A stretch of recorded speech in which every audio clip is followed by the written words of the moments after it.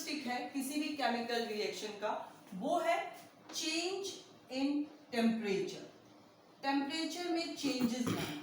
Changes का मतलब या तो टेम्परेचर बढ़ जाएगा या टेम्परेचर घट जाएगा। ये रिएक्शंस आप बहुत इंपॉर्टेंट है, इसको थोड़ा ध्यान से देखें। चेंज इन टेम्परेचर, इसमें दो तरह की रिएक्शंस होती हैं। अगर हमने किसी भी केमिकल रिएक्शन के अंदर अगर हीट रिलीज हो रही है एटमॉस्फेयर में, अगर हीट रिलीज हुई एटमॉस्फेयर में, तो टेम्परेचर बढ़ जाएगा। टेम्परेचर क्या हो जाएगा? बढ़ जाएगा, increases. This arrow, I will show this arrow for increase. Temperature बढ़ जाएगा।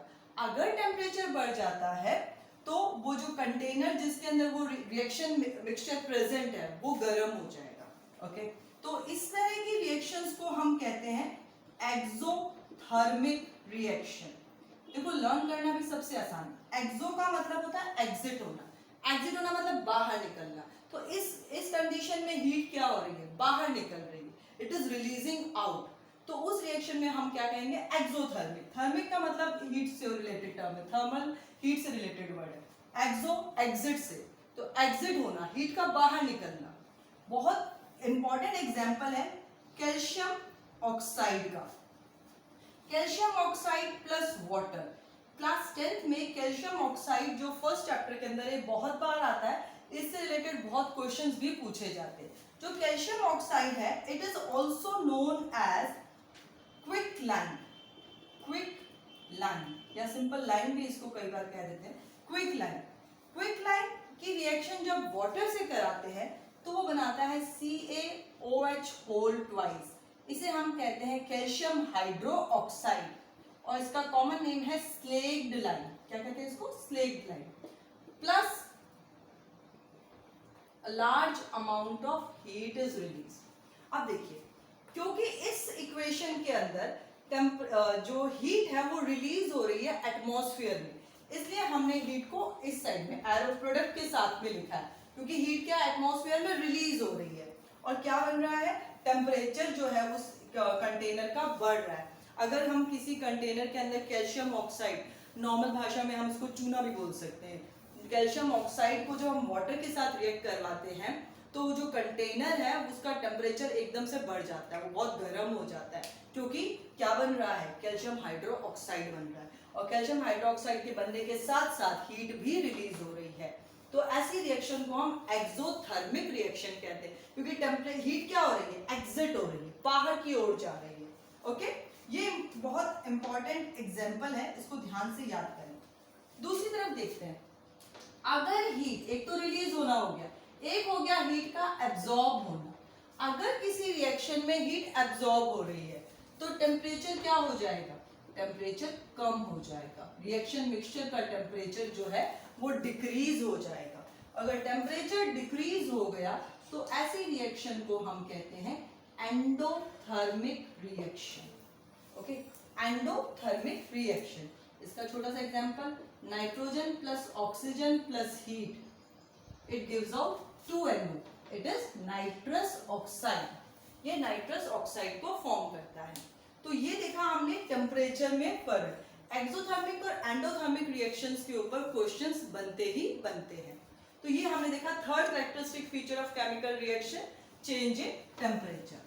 अब देखते हैं चौथा और पांचवा, दो रह गए, उन दोनों को भी कंप्लीट करते हैं। जो चौथा कैरेक्टरिस्टिक फीचर है किसी भी केमिकल रिएक्शन का, वो है change in state. Change in state. State का मतलब होता है physical condition, solid, liquid, gas, उसकी कंडीशन में फर्क आना, बदलाव होना। बहुत सिंपल एग्जांपल लेते हैं, जैसे मोमबत्ती का जलना। जब मोमबत्ती जलती है तो उसका वैक्स जो है वो मेल्ट होता है और CO2 गैस भी रिलीज होती है। अब देखो वैक्स कौन सी स्टेट में है? सॉलिड स्टेट में है। और जब वो बर्न हुआ, जब हमने उसको हीट दी, वो बर्न हुआ, तो कन्वर्ट होता है कार्बन डाइऑक्साइड प्लस कुछ water vapour. Carbon dioxide gas है, इसको यहाँ पे छोटा सा लिखा है, और वाटर जो है वेपर के फॉर्म में रिलीज होता है, वाटर वेपर के फॉर्म में, क्योंकि इतना गर्म रहेगा तो वो जितना भी वाटर ड्रॉपलेट बनी है वो वेपर्स के रूप में चेंज हो जाएगी। तो यहाँ सॉलिड था, यहाँ गैसियस बना और वो वेपर फॉर्म में चेंज हुआ, तो स्टेट बदल गई। जैसे ही स्टेट बदली, हमें प्रूव हो हमें पता चल गया कि केमिकल रिएक्शन अकम्पेन हुई है। फिफ्थ आता है change in colour. Change in colour, change in colour को हम दो तरीके से समझेंगे। एक हम समझते हैं जो केमिस्ट्री की प्रॉपर इक्वेशंस होती हैं, जैसे ये आपके आगे भी काम आएगी, हम इसको दोबारा करेंगे इस इक्वेशन को। फेरस सल्फेट .7H2O, ये फेरस सल्फेट के क्रिस्टल्स होते हैं। ये पेल ग्रीन कलर के क्रिस्टल्स होते हैं, ग्रीन कलर के फेरस सल्फेट के क्रिस्टल्स होते हैं। जब इनको हीट किया जाता है तो एक रिएक्शन होती है लंबी सी, और उसके बाद में वो कन्वर्ट हो जाता है फेरिक ऑक्साइड में, Fe2O3 फेरिक ऑक्साइड। और फेरिक ऑक्साइड जो है वो ब्लैक कलर का होता है, it is black in colour. तो यहाँ पर चेंज इन कलर हुआ, तो कलर में बदलाव आया, पता चला केमिकल रिएक्शन हुई है।